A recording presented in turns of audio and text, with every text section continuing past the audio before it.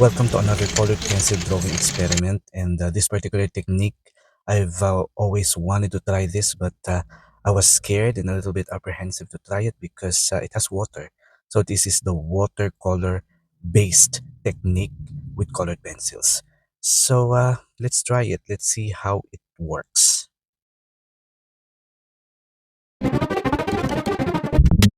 So these are my fears. First, watercolor might flatten the tooth of the paper, or it might ruin the paper because it has water.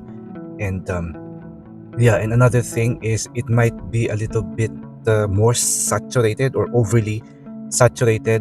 And at the same time, I fear that I won't be able to layer colored pencils on top of it because I was thinking maybe it will put a barrier between the paper and the colored pencils. But I'm gonna try it anyway. So I hope you join me with this journey. So I'm just gonna combine the two light color of the watercolor. This is the Holbein watercolor tube, and as you saw a while ago, the colors that I combined for the first layer is for the light tones, but it's very saturated. It doesn't look light at all. But yeah, I decided to just add more water if I wanted to make it a little bit lighter. But even if I'm adding more water, it's still very saturated.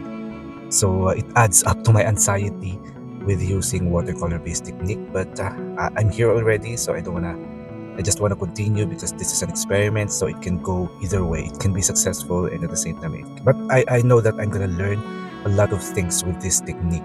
Now, for my second layer, I'm gonna make a little bit darker tone for the midtones and for the dark tones. So I used the other two dark colors that I showed you a while ago and make a considerably darker tone, a lot darker than the light base tone. So yeah, so this is what I do. I put these darker tones on the shadowed areas where the midtones and the dark tones are. So I don't use very dark tones, so I just use two kinds of tones, a light and then a darker tone, because this is going to be supposed to be a colored pencil drawing. So I'm just using the watercolor as base. So now I was at the beginning I was thinking of using polychromos, but I decided to use the Prismacolor instead because I'm thinking maybe it's a lot appropriate to use wax-based colored pencils like Prismacolor or this technique. But I'm gonna try it also with oil-based colored pencils later on. But this is just my first time, the very first time to try this technique.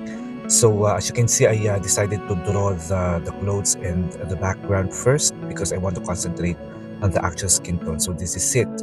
This is make or break for me, and I feel like.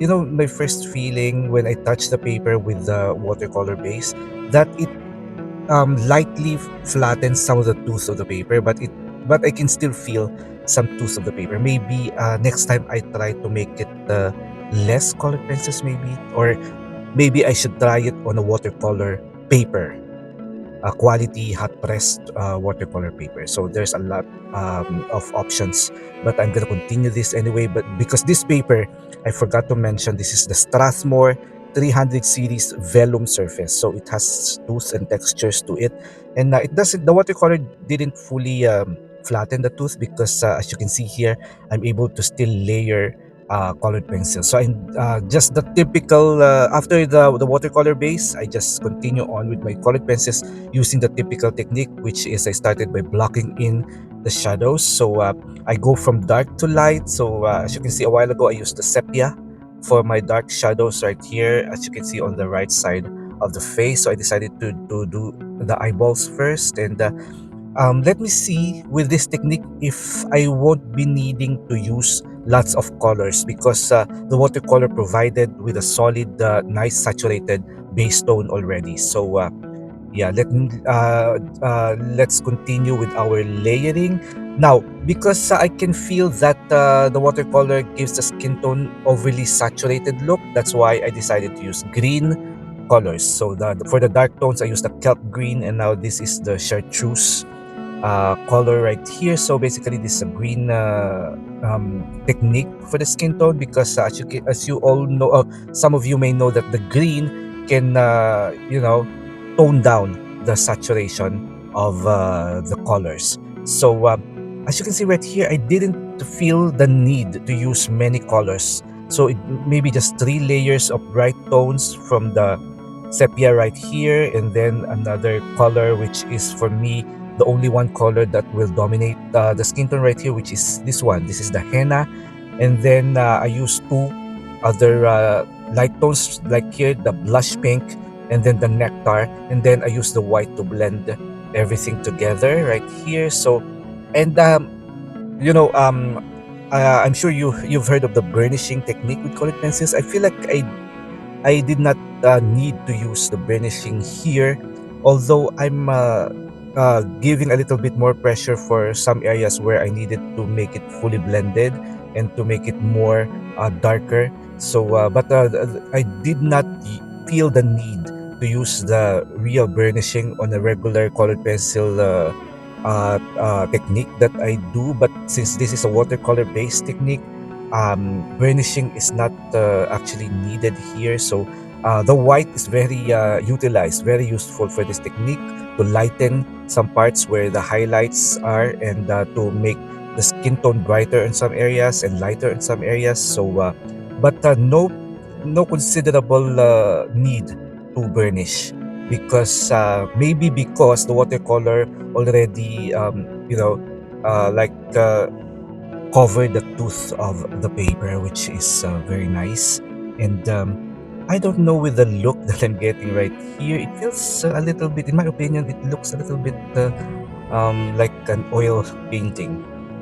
Maybe because of the water that the watercolor that we used for our base tones. So I'm liking the look that I'm getting right here, and it's different. It's something different, and it's something that looks different from the typical colored pencil technique. So for the lips, I just use the same colors with the addition of this bright red right here to make the lips reddish. And yeah, this is something that is exciting. I can feel the excitement with this technique. So, and this is what really makes me a bit shocked with the hair, because I was anticipating that the hair would be very difficult to draw. And on typical colored pencils, I know for you who've been using colored pencils, the hair is a very challenging part to do, especially for the highlights. But with this, it's very nice. It's very quick to draw hair using this technique. So, and the colored pencil makes the hair looks more realistic and dark.